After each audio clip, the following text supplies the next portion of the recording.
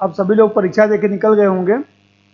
Paper जो आया है थोड़ा सा घुमावदार पेपर है, इतना भी आसान नहीं है। पॉलिटी के भी जो प्रश्न हैं वो अधिकांश प्रश्न आप लोगों को क्लास में कराया भी था, लेकिन जब पेपर में हर चीज़ है तो थोड़ा बहुत तो पॉलिटी में घुमाया है। जो पहला क्वेश्चन है, होमगार्ड के संदर्भ में निम्न कथनों पर विचार करें। अब जानते हैं कि होमगार्ड के संदर्भ में जो कानून बना था दिसंबर 1946 में जो है 1946 में जो है इसके लिए कानून बनाया गया था। यह जो है पुलिस की मदद के लिए बनाया गया था। बाद में जब चीन युद्ध हुआ था तो चीन युद्ध के बाद जो है जो भी राज्यों में स्वयंसेवी संस्थाएं थी सबको इसमें विलय करने का सलाह दिया गया था। तो यह एक प्रकार से देखा जाए तो आंतरिक सुरक्षा को बनाए रखने में जो है पुलिस की सहायता करता है। और दूसरा चीज कि होमगार्ड की जो स्थापना है होमगार्ड अधिनियम और राज्य तथा केंद्र शासित प्रदेशों के नियम के अंतर्गत की गई है। तो यहाँ पर जो पहला कथन है कि होमगार्ड को होमगार्ड अधिनियम और केंद्र सरकार के अधीन, तो केंद्र सरकार के अधीन नहीं, राज्य तथा केंद्र शासित प्रदेश के नियम के अधीन। तो पहला स्टेटमेंट गलत है। दूसरा स्टेटमेंट है कि होमगार्ड की भूमिका आंतरिक सुरक्षा बनाए रखने में पुलिस को सहायक बल के रूप में सेवा देती है, अभी मैं बताया कि सही है।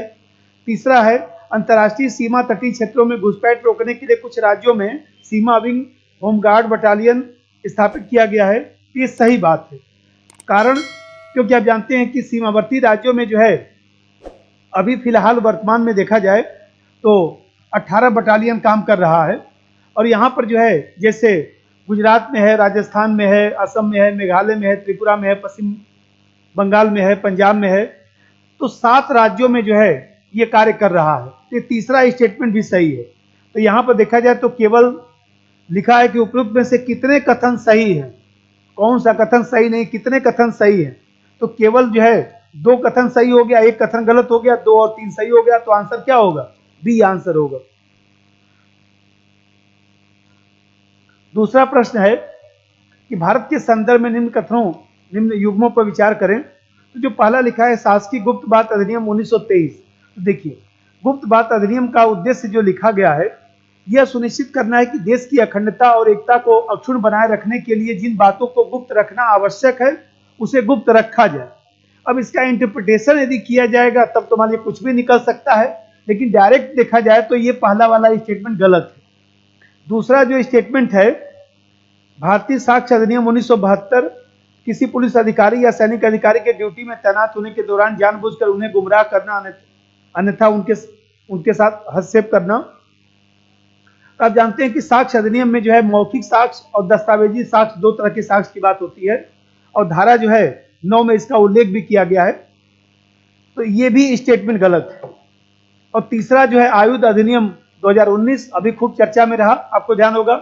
आप जानते हैं कि 2019 में इसमें परिवर्तन किया गया था और ये कहा गया था कि इस तरह का जो है जो बंदूक है चाहे इस तरह का जो चीज है उसको जो है दागना या गोली चलाना इस तरह के लोगों की व्यक्तिगत सुरक्षा के लिए जोखिम हो सकता है, तो आप नहीं कर सकते हैं।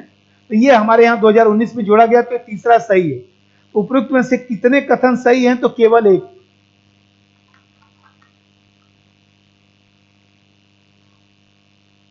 चौथा प्रश्न इसमें है निम्नलिखित कथनों पर विचार करें।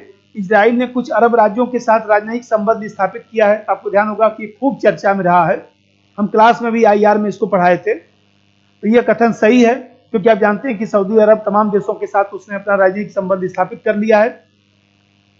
अरब शांति पहल सऊदी अरब की मध्यस्थता में इजराइल और अरब लीग के बीच समझौता हुआ था, यह भी सही है और व्याख्या भी करेंगे क्योंकि इसी के कारण तो राजनयिक संबंध स्थापित हुआ है।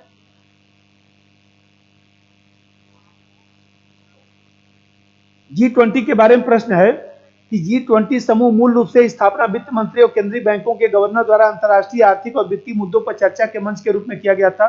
सही बात। 1999 में जर्मनी में बर्लिन में जो है इसकी स्थापना हुई थी। और फिर आप जानते हैं कि डिजिटल सार्वजनिक बुनियादी ढांचा भारत की G20 प्राथमिकताओं से एक है।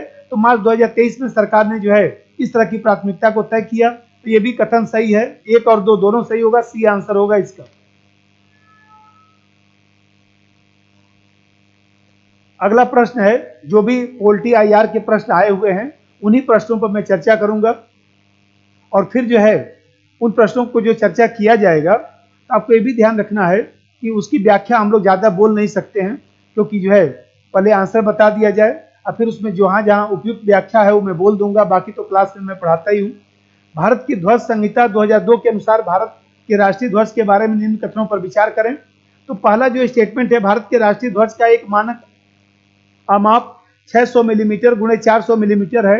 ऐसा नहीं है, 900 और 600 लिखा रहता तो सही हो जाता, 450 300 लिखा रहता सही हो जाता, 150 100 लिखा रहता तब भी सही हो जाता, 3600 2400 लिखा रहता तब भी सही हो जाता, लेकिन ये माप उसमें है नहीं, ये कथन गलत है। और कथन 2 जो है वह लंबाई और चौड़ाई में 3:2 का अनुपात होता है, तो आप लोग जानते ही हैं। तो कथन 1 गलत है, कथन 2 सही है, डी आंसर होगा, डी फॉर दिल्ली। जो 15वां प्रश्न है, ये सीरीज सी पर हम लोग चर्चा कर रहे हैं। इसमें जो पहला कथन है कि नागरिकों के बीच सांविधिक मूल्यों को संवर्धित करने के लिए संविधान दिवस प्रतिवर्ष 26 नवंबर को मनाया जाता है। सही बात, आप लोगों को लिखवाया भी था। दूसरा कथन लिखा है कि 26 नवंबर 1949 को भारत की संविधान सभा ने भारत के संविधान का प्रारूप तैयार करने के लिए डॉक्टर बी.आर. अम्बेडकर की अध्यक्षता में एक प्रारूप समिति का गठन किया था। ये गलत, प्रारूप समिति लिखवाया था 29 अगस्त 1947 को प्रारूप समिति बना था। ये तो वैसे ही गलत हो गया। 2 कथन, 1 सही है, इसका मतलब सी आंसर होगा। कथन 1 सही है किंतु कथन 2 गलत। अगला प्रश्न है, हाल ही में संयुक्त राज्य अमेरिका यूरोपीय संघ ने व्यापार प्रौद्योगिकी परिषद प्रारंभ की। तो देखिए, ये तो 2021 में ही हुआ था, लेकिन बैठक उसका 2023 में भी हुआ था, तो मान लिया जाए कि ये ठीक है। दूसरा जो कथन है, संयुक्त राज्य अमेरिका यूरोपीय संघ ये दावा करते हैं कि वे इसके माध्यम से तकनीकी प्रगति और भौतिक उत्पादकता को अपने नियंत्रण में लाने का प्रयास कर रहे हैं। देखिए, स्टेटमेंट तो यहां तक तो सही है, तकनीकी प्रगति और भौतिक उत्पादकता, लेकिन यह एक प्लेटफार्म है, नियंत्रण में लाने का प्रयास कर रहे हैं, ये स्टेटमेंट गलत हो जाएगा, क्योंकि लास्ट में वो नियंत्रण लिख रहा है, तो मेरे समझ से तो गलत हो जाएगा। केवल कथन 1 ही सही होगा, 1 सही होगा, 2 गलत होगा, सी आंसर होना चाहिए। देखिए, पेपर आया, हम भी पढ़े, हो सकता है 1-2 क्वेश्चन हमसे भी गलत लगे। इसके बाद जो है अगला जो प्रश्न है, वो अगला प्रश्न तो आप लोगों को जो है एनवायरमेंट का है, तो आप लोग पढ़े होंगे। एक कथन है, 27वां प्रश्न है कि निम्नलिखित कथनों में विचार करें। भारत के संविधान के अनुसार केंद्र सरकार का यह दायित्व है कि वह राज्यों को आंतरिक विक्षोभों से बचाए। तो अनुच्छेद 355 लिखवाया था, केंद्र राज्य संबंध में बोला था, पढ़ के जाइएगा। ये स्टेटमेंट सही है। दूसरा स्टेटमेंट है, भारत का संविधान राज्यों को निवारक विरोध में रखे जा रहे किसी व्यक्ति को विधिक काउंसिल उपलब्ध कराने से छूट प्रदान करता है। इसका कोई मतलब नहीं है, छूट प्रदान करता है, उसमें नियम ही है कि व्यक्ति जो है अपनी बातों को वकील के माध्यम से रख सकता है, तो छूट प्रदान करने का कोई मतलब तो यहाँ पर है नहीं, वो तो संविधान में ही लिखा है। और तीसरा जो कथन है, कोटा का जो है प्रिवेंशन ऑफ टेररिस्ट एक्ट, उसी को आतंकवाद निवारण अधिनियम 2002 लिखा है, के अनुसार पुलिस के समक्ष अभियुक्त की संस्वीकृति को साक्ष्य के रूप में प्रयुक्त नहीं किया जा सकता, किया जा सकता है। इसीलिए तो इसको रद्द किया गया था 2004 में। अब जानते हैं 2005 में पोटा को इसलिए तो समाप्त किया गया था क्योंकि ये काफी खतरनाक था। इसमें 2 और 3 दोनों गलत है, केवल 1 सही है। तो इसमें जो है कितने कथन सही हैं, तो केवल 1, ए आंसर होना चाहिए। अगला प्रश्न है कि भारत के राष्ट्रपति के निर्वाचन के बारे में निम्न कथनों पर विचार करें। संसद के दोनों में से किसी भी सदन और राज्यों की विधानसभाओं में नाम निर्दिष्ट किए गए सदस्य निर्वाचक मंडल में शामिल किए जाने के लिए भी अर्थ होते हैं। नाम निर्दिष्ट किए गए, नॉमिनेटेड नहीं होते हैं, तो ये कथन गलत है। दूसरा है, निर्वाचित विधानसभा सीटें जितनी अधिक होती हैं, उस राज्य में प्रत्येक एमएलए के वोट बैंक का मान भी उतना ही अधिक होता है। ऐसा थोड़ी ना है। अरे भाई, एमएलए का लिखवाया था, एमएलए का मत मूल्य कितना होगा, राज्य की जनसंख्या बटे विधानसभा में निर्वाचित सदस्यों की संख्या गुणे 1000 लिखवाया था। ये बताइए, राज्य की जनसंख्या ज्यादा होगा और यहाँ पर विधानसभा में निर्वाचित सदस्यों की संख्या कम होगा, तब न ज्यादा होगा। ये तो उल्टा लिख दिया ना, तो गलत है। तीसरा है, मध्य प्रदेश के प्रत्येक एमएलए के वोट का मान केरल के प्रत्येक एमएलए के वोट के मान से अधिक है। ये सही हो जाएगा, क्योंकि मध्य प्रदेश की जनसंख्या जो है 7.27 करोड़ है और 230 विधानसभा की संख्या है। और फिर केरल की जनसंख्या 3.34 करोड़ है और वहां पर विधानसभा की संख्या 140 है। तो इससे भाग देंगे तो एमपी का ज्यादा आ जाएगा ना, एमपी का लगभग मतलब कि ज्यादा ही आएगा एक तरह से। आप भाग दे के देख लीजिएगा, जो उसमें भाई जनसंख्या ऊपर रख दीजिए, विधानसभा में निर्वाचित सदस्यों की संख्या रख दीजिए और उसमें 1000 का और भाग दे दीजिए, जो आएगा वही हो जाएगा। तो देखा जाए तो तीसरा वाला सही है और चौथा वाला भी सही निकल जाएगा, क्योंकि लिख रहा है कि पांडिचेरी के प्रत्येक एमएलए के वोट का मान अरुणाचल प्रदेश के प्रत्येक एमएलए के वोट के मान से अधिक है। तो ये अधिक है, तो अरुणाचल की जनसंख्या जो है लगभग 14 लाख के आसपास है। अब पांडिचेरी की जनसंख्या लगभग जो है 12.5 लाख के आसपास है।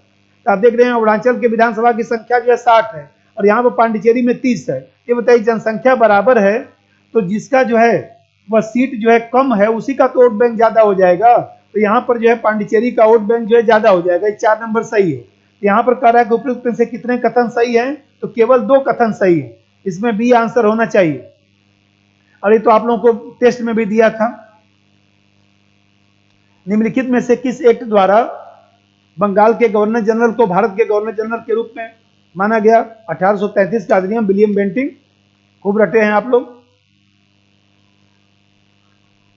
सारभूत में विधि की सम्यक प्रक्रिया, ड्यू प्रोसेस ऑफ लॉ का अभिप्राय क्या है? तो मेनका गांधीवाद पढ़ाया था अनुच्छेद 21 में और उसमें चार्ट भी बनाया था। इस अमेरिका में जो है ड्यू प्रोसेस ऑफ लॉ पाया जाता है, इसका मतलब होता है letter of law plus natural justice. तो उसी को लिख रहा है कि इसका मतलब क्या है, तो नेचुरल जस्टिस, नैसर्गिक न्याय। थोड़ा अंग्रेजी देख के लगा दिए होते, ये तो पढ़े ही आप लोग। अब भारत में धीरे धीरे न्यायपालिका जो है इसी नेचुरल जस्टिस की तरफ बढ़ रही है। मेनका गांधी से इसकी शुरुआत हुई।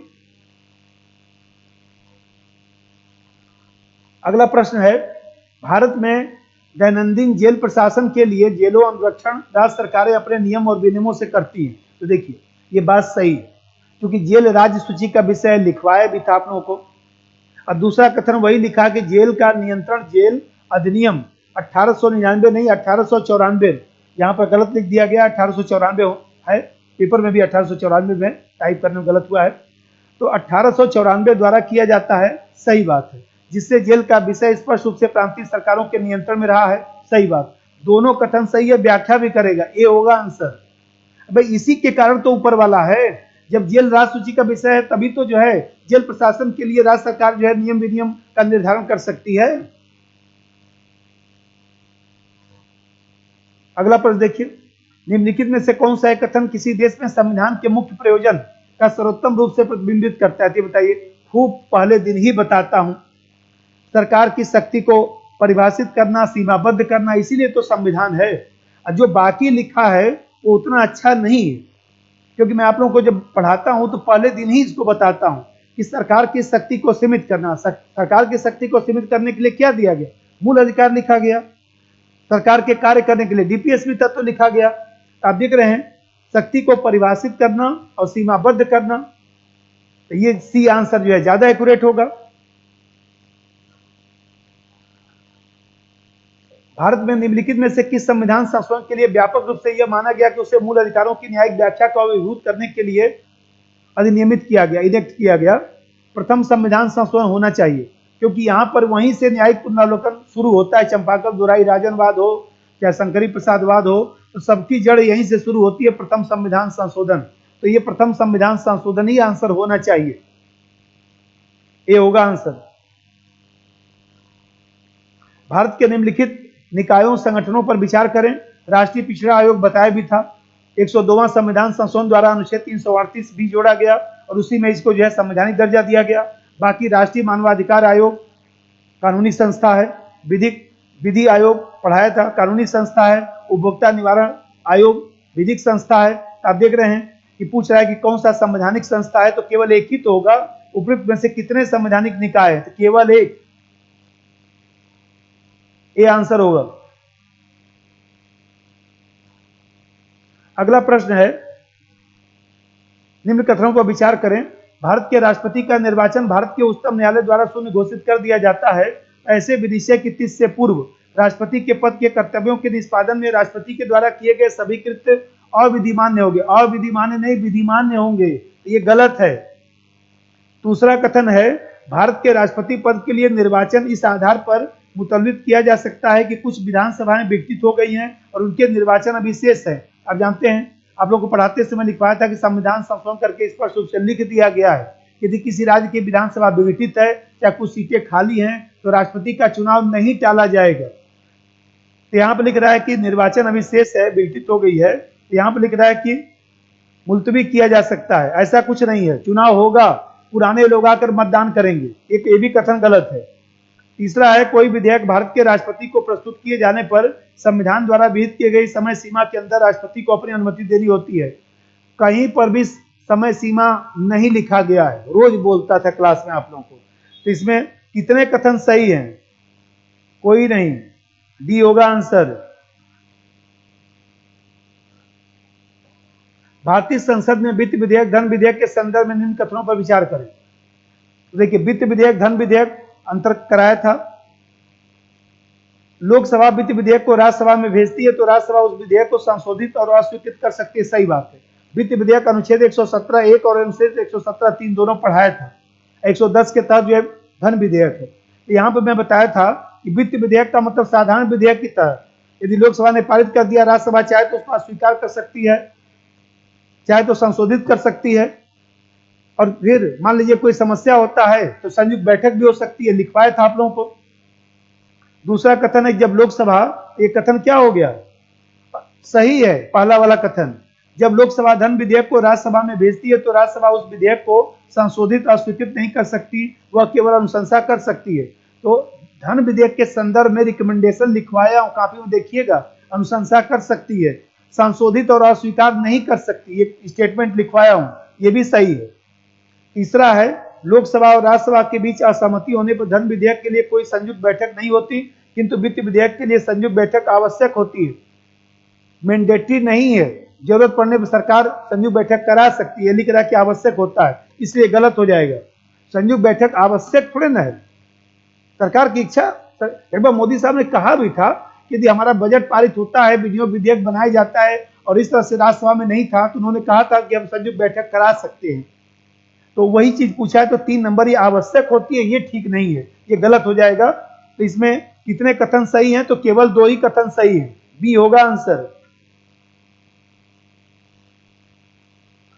अगला प्रश्न देखिए, निम्न कथनों पर विचार करें। एक बार यदि केंद्र सरकार किसी क्षेत्र को, ये क्वेश्चन जो है आप लोग पर्यावरण में पढ़े होंगे, इसलिए इस पर चर्चा मैं नहीं करूंगा। अब देखिए, भारत में अनुसूचित क्षेत्र के संदर्भ में निम्न कथनों पर विचार करें। किसी राज्य के भीतर किसी क्षेत्र की अनुसूचित क्षेत्र के रूप में अधिसूचना राष्ट्रपति के एक आदेश के माध्यम से होती है, सही बात है कि राष्ट्रपति, भाई 5वीं अनुसूची में यही तो बात लिखा गया है। और आप लोगों को जो है टेलीग्राम पर भेजा भी था बाद में, इसको एक बार रिवीजन कर लीजिएगा। दूसरा है अनुसूचित क्षेत्र के रूप में बनने वाली सबसे बड़ी प्रशासनिक इकाई जिला होता है और सबसे छोटी इकाई ब्लॉक होता है। तो देखिए, छत्तीसगढ़ में तो ब्लॉक है। अब इसमें थोड़ा सा शंका है, यदि पेशा कानून के संदर्भ में देखा जाए तो ग्राम सभा हो जाएगा, इसलिए थोड़ा सा यहाँ पर कंफ्यूजन है। तीसरा है संबंधित राज्यों के मुख्यमंत्रियों से अपेक्षा है कि वे राज्यों के अनुसूचित क्षेत्रों के प्रशासन के विषय में केंद्रीय गृह मंत्रालय को वार्षिक प्रतिवेदन दे। मुख्यमंत्री नहीं, राज्यपाल दे, तो गलत है। अब यहाँ पर दूसरा वाला कथन, यदि पेशा को देखकर यदि स्टेटमेंट लिखा गया होगा तब तो गलत हो जाएगा, अन्यथा यदि इस तरह से लिखा होगा तो सही हो सकता है। इसलिए पहला वाला तो 100% सही है, तीसरा वाला 100% गलत है। लेकिन दूसरे वाले में थोड़ा सा कंफ्यूजन है, क्योंकि मेरे समझ से ग्राम सभा ही जो है वो देखा जाए तो सबसे छोटी इकाई मानी जाती है, लेकिन फिर भी छत्तीसगढ़ में तो ब्लॉक को ही माना गया है, तो अब उसको देखना पड़ेगा थोड़ा सा। अगला प्रश्न है कि भारत के उच्चतम न्यायालय ने अपने कतिपय निर्णयों में यह विचारण किया है कि भारत के संविधान के अनुच्छेद 16(4) के अधीन बनाई गई आरक्षण नीतियां प्रशासन की दक्षता को बनाए रखने के लिए 335 द्वारा सीमित होंगी। देखिए, सुप्रीम कोर्ट ने अनेक निर्णयों में कहा है, बात सही है। 16(4) का जो पदोन्नति के संदर्भ में है उस पर यह लागू होता है, और सुप्रीम कोर्ट ने कहा था कि 335 द्वारा वो सीमित होता है, सुप्रीम कोर्ट का स्टेटमेंट है। अब चूंकि 16(4) लिखा है तो 16(4) का ही एक पार्ट जो है 16(4) का है, तो हो सकता है कि ये स्टेटमेंट जो है वो सही हो जाए। और दूसरा स्टेटमेंट जो लिख रहा है कि भारत के संविधान के अनुच्छेद 335 प्रशासन की दक्षता पद को परिभाषित करता है। देखिए, प्रशासन की दक्षता शब्द का उल्लेख तो है लेकिन परिभाषित नहीं करता है, तो ये स्टेटमेंट जो है ये गलत हो जाएगा। परिभाषित नहीं करता है, संविधान में परिभाषा नहीं लिखा गया है, तो ये स्टेटमेंट गलत हो जाएगा। भाई एक ही तो, एक सही होगा, ये गलत होगा ज्यादा। अब ये परिभाषित करता है तो परिभाषित तो करता नहीं है, तो ये तो गलत हो गया, कथन तो गलत हो गया, और कथन एक सही हो जाएगा। इसका मतलब ये हो जाएगा कि सी इसका आंसर हो जाएगा कि कथन एक सही है किंतु कथन 2 जो है गलत है। देखिए, ये सब पॉलिटी में जो प्रश्न आए हैं उसका मैं चर्चा किया, और पॉलिटी के जो प्रश्न आए हैं उसमें अब जो है रटने से काम नहीं चलेगा, पॉलिटी की एक सामान्य समझ बनानी पड़ेगी, उसको कायदे से आप लोगों को पढ़ना पड़ेगा। और जिन लोगों का जो है पेपर अच्छा हुआ है उन लोगों को एकदम बधाई, और जिन लोगों का पेपर खराब हुआ है उन लोगों को भी हौसला हारने की जरूरत नहीं है, उनको अच्छे से तैयारी करने की आवश्यकता है, जिससे अगली बार जो है पेपर ठीक हो सके। क्योंकि देखिए, जो घोड़े पर चढ़ता है वही गिरता है। आप परीक्षा देने गए, फेल होंगे या पास होंगे कोई बात नहीं, अगली बार किया जाएगा। और हम लोग भी जो है अब 7 तारीख से जो है वो देखा जाए तो नया बैच शुरू होगा, उस पर कार्य करेंगे, अच्छा से लगेंगे। धन्यवाद।